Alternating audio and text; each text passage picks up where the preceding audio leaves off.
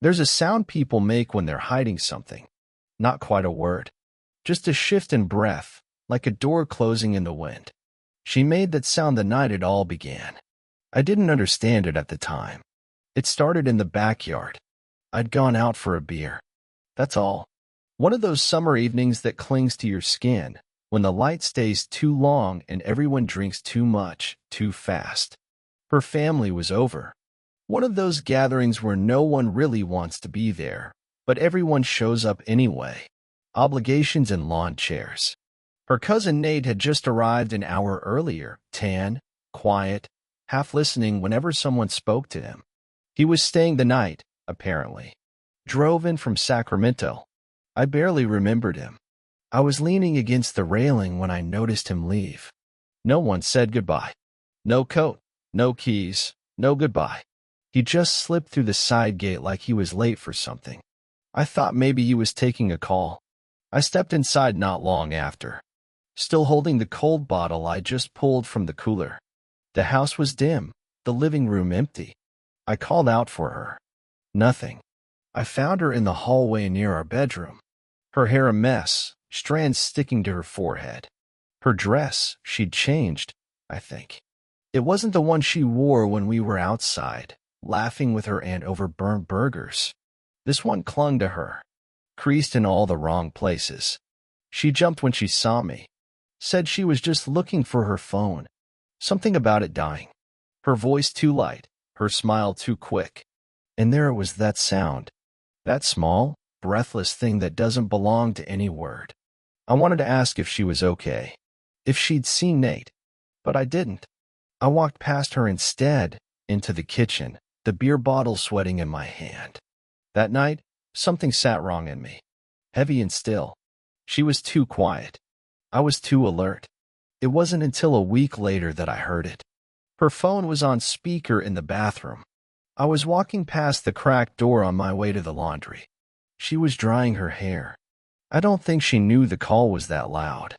"You were better than him," the voice said. A low chuckle. Definitely male. Even if it was a mistake. I stopped walking. She didn't answer. At least not right away. I couldn't hear her words. Just the hairdryer humming like static. I didn't ask her about it. I didn't want to. My heart knew what my head couldn't process yet. I slept beside her that night like nothing had happened. Like her cousin hadn't disappeared too quickly. Like she hadn't come out of the hallway looking like she'd fallen through time.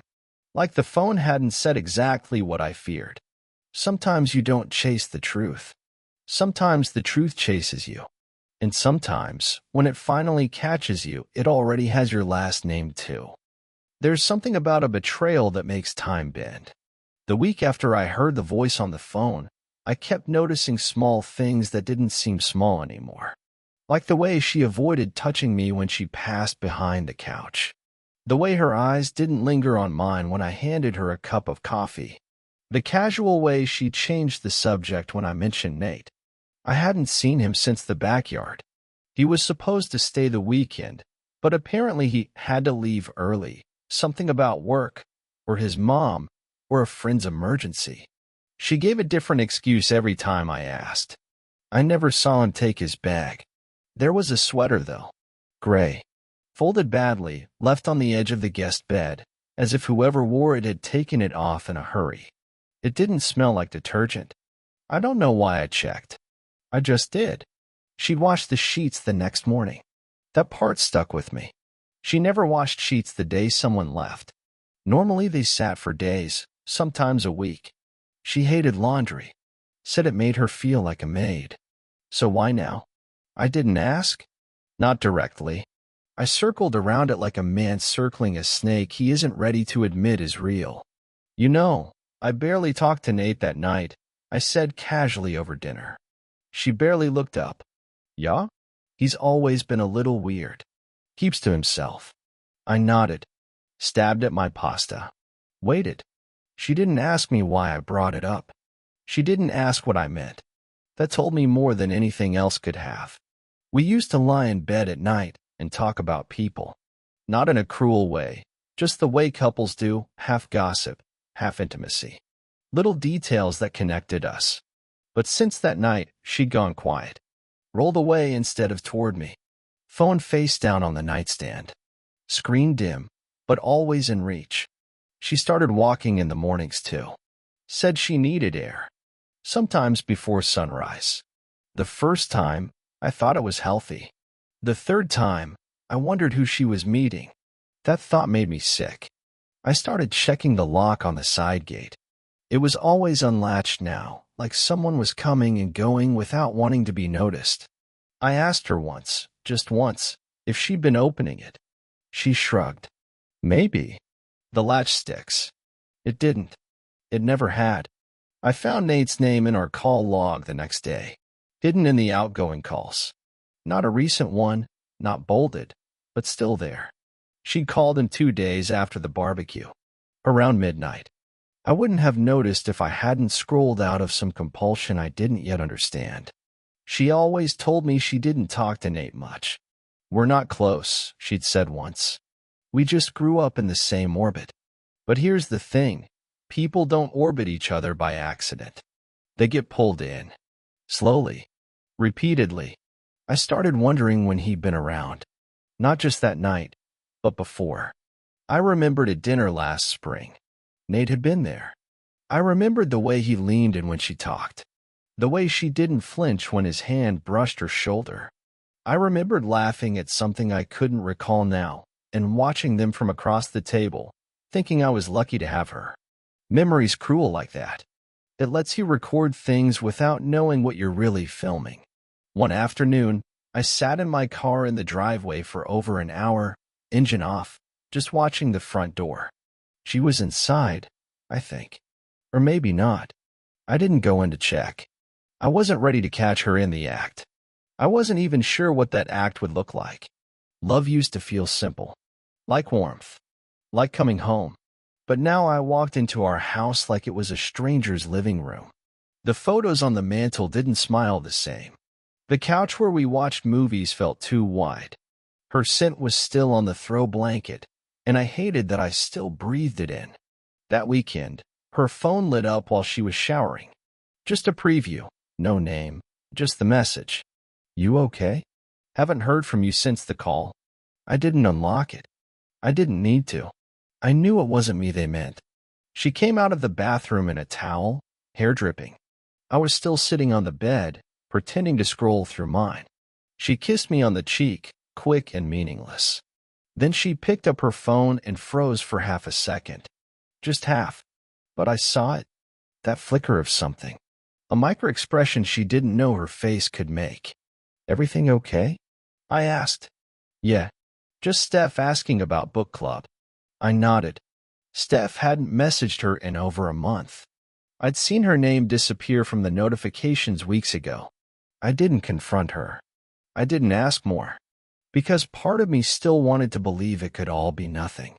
But nothing doesn't look like this. I stopped pretending to sleep beside her. I'd lay in bed motionless after midnight, her back turned, the room filled with the soft white noise of our fan. She never noticed I was awake. She never asked why I'd stopped touching her. Or maybe she noticed and just didn't care. There's an emptiness people carry when they're lying to you. It's not loud. It doesn't look like guilt. It's neat, polished, like freshly vacuumed carpet hiding footprints. She started folding laundry with precision. Her underwear drawer became organized. Not just tidy, obsessive. Matching sets. Lace where there used to be cotton. A kind of secret ritual you don't do for someone you see every night. But for someone you want to be seen by? Someone you're not supposed to be with?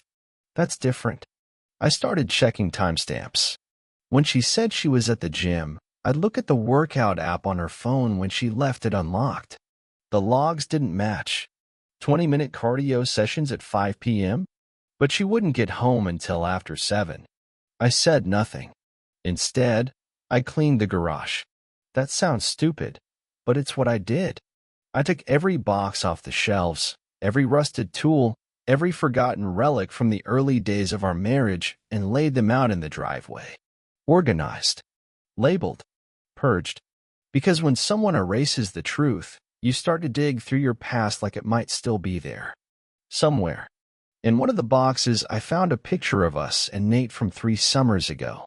We were at a lake house, posing by the water. I had my arm around her waist. Nate was off to the side, holding a beer, sunglasses on. She was laughing in the photo. Really laughing. I remember that moment, how she teased Nate for spilling salsa on his shirt, how I'd made some dumb joke about him being a magnet for messes. But now, looking at the photo again, I noticed something I hadn't then. The way her body tilted, just slightly, toward Nate. The way his hand hovered behind her back, like he meant to touch her but thought better of it at the last second. I hadn't seen it before. Or maybe I didn't want to. The next day, I sent Nate a message. I kept it simple. Hey, man. You left fast the other week. Everything good? He didn't respond. Not that day. Not the next. But he read it. I saw the little scene mark appear and then vanish. That silence said everything. A few nights later, we had dinner with her parents. Her mother kept asking when we were going to try again. I don't even remember what that meant. Maybe a baby, maybe a vacation, maybe pretending to be in love. Her father barely looked at me. Passed me the mashed potatoes like a man handing over a weapon he didn't know how to use. After dessert, she disappeared to the bathroom. I stayed behind and helped clear the table. That's when her mother said it. I'm glad Nate came by.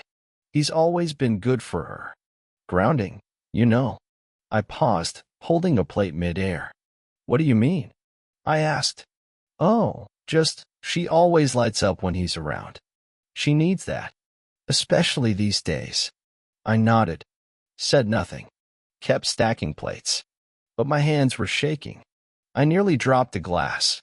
Later that night, back home, I looked through our photo folders. Old cloud backups. Hidden ones. Stuff from years ago. There were more photos of Nate than I remembered. Trips where he wasn't supposed to be. Nights I thought she'd gone out with friends. There he was. Always in the frame. Sometimes beside me. More often beside her. In one, from 4 years ago, they were on a hammock together. I was supposedly taking the picture, but I didn't remember it. She was lying on his chest, his arm around her waist. I zoomed in on her hand. Her ring wasn't on. I stared at that image until the screen dimmed itself out. That night, when she was asleep, I unlocked her phone. She used the same passcode for everything our old anniversary date. I don't know if that made me sad or furious. I didn't look at her messages. I didn't need to. I looked at her calendar. There were recurring events that didn't make sense. Errands on Thursday mornings. Personal appointments on Saturdays at noon. She never mentioned any of them.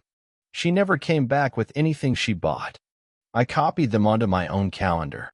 Watched the pattern unfold like a map. The next Saturday, I followed her.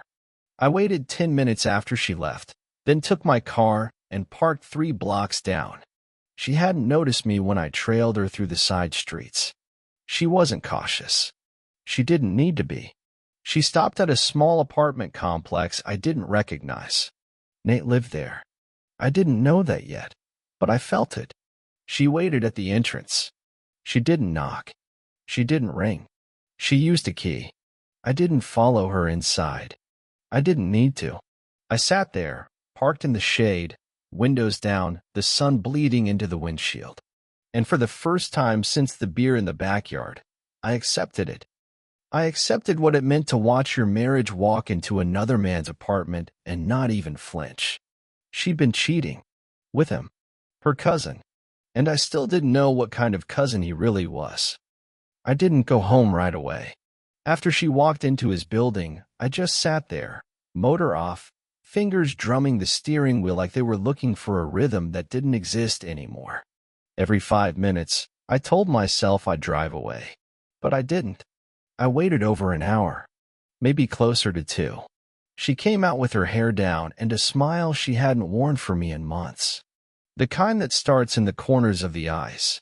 She didn't look around, didn't check for traffic. She just walked like a woman who'd done this 100 times and would again. I didn't follow her back.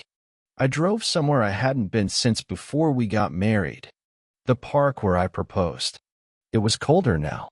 Empty swings moved without children. The place had that dried-out, yellow look parks get when winter's not far off. I sat on the same bench where I gave her the ring. It didn't feel like déjà vu. It felt like a crime scene. The worst part wasn't the betrayal. It wasn't even the disgust. It was how familiar it all felt. How much of this I think I'd known, really known for years. How much of it I'd helped bury. You don't just wake up one day and find out you've been lied to. You ignore it until the lies are comfortable. Until they're furniture. We had dinner that night like nothing happened. She laughed once at something on her phone. A reel, probably. I watched the shape of her face change. She still wore the same foundation, the same smile. But everything underneath it had rotted out. I wanted to ask her who he really was to her. If they'd been hiding behind bloodlines just to make it easier. Or if the family tree they claimed to share had fewer branches than I thought. I didn't ask. Instead, I started answering questions before she asked them. I started playing along with a life I was no longer part of. And in that space, I started preparing. The next morning, I made coffee and left for work like always. But I didn't go to work. I went to her mother's house. She looked surprised when she opened the door. Not suspicious, just confused. Everything okay? Do you have any pictures of Nate and her? I asked. She blinked. What do you mean? From when they were kids. Or teenagers. Any old albums. She hesitated. Why? Just curious. She led me to a cabinet in the hallway. Pulled out a dusty box. Flipped through some envelopes and stacks of prints. And that's when I saw it. Them. At 12 or 13. Her in a one-piece swimsuit, him in swim trunks, arms slung casually over each other's shoulders. Laughing. But the photo felt wrong. Not because of what they were doing, but because of how they looked at each other. There was nothing childlike in it. Not even then. I could see it now, clearer than I ever would have back then. They weren't cousins. Not really. Not by blood. I held up the picture. Whose kid is Nate? I asked. Her mother's face went blank. He's her dad's sister's son, she said. On the Simmons side or the Carter side? A pause. Simmons. But her dad was adopted, right? Another pause. Yes. So they're not blood. She stared at me for a long time, then said nothing. That was enough. I left before she could start lying. Before she could come up with the kind of half-truth that tries to make this something else. Tries to wrap it in nostalgia and holiday visits and but they grew up together. It didn't matter. Family friend. Family by marriage. Second cousin once removed. Whatever it was, they weren't strangers. But they weren't off limits either. I started watching them differently after that. Not just her. Him too. I created a fake email. Used it to sign up for a dummy Instagram account. Sent him a message. You ever worry she'll get bored of you too? He didn't respond. But the next day, he made his account private. Which told me everything I needed to know. She started acting nervous that week. Jumpy-o. Her phone stayed closer. Her walks became shorter. She stopped humming when she cooked. Something in her had shifted. She never confronted me. Never asked if something was wrong. Which made me think Nate told her. And if he did, she knew I knew. That's when I saw it happen in real time. The part where a liar starts rewriting the story before you can. She left a book open on the bed one night. A page on forgiveness. Like it accidentally fell there. She started talking about her dreams again. I had the weirdest dream, she said over eggs. You and I were in a hotel and you forgot my name. I nodded. You think that means anything? No, I said. I think dreams are just the mind talking to itself. She was quiet after that. I think that's when she realized I wasn't going to give her the confrontation. I wasn't going to give her the fight. And without the fight, she couldn't play victim. I wasn't angry anymore. I was planning. And she had no idea what I was building around her. I stopped pretending the house was home. I moved my things into the guest room on a Sunday night, quietly. No speech, no passive-aggressive sighs. Just a pillow under one arm, a folded blanket under the other, and the slow closing of a door that used to belong to both of us. She didn't ask why, didn't even come to the doorway, just let it happen like it had been happening for months already. There's a particular kind of deadness between two people who've stopped lying out loud.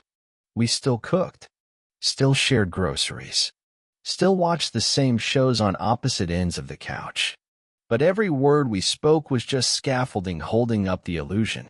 She started staying out later, blaming errands, friends, her sister.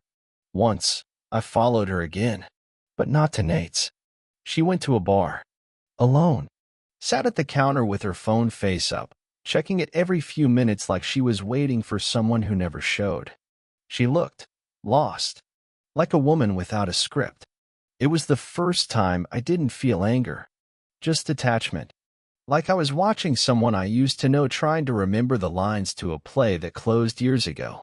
I went home before she did, left the porch light on. I wanted her to know I'd seen her.